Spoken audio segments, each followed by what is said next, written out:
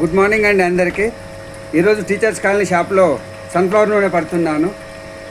ఇప్పుడే స్టార్ట్ అయిందండి నూనె కూడా. చిన్న మిషన్లో మాత్రం పల్లి నూనె వేసామండి. సన్ఫ్లవర్ నూనె లైవ్లో కావాలంటే వచ్చి తీసుకోవాల్సింది కూర్చున్నాము. లైవ్లో మాత్రం 20 రూపాయలు తగ్గించి ఇస్తామండి.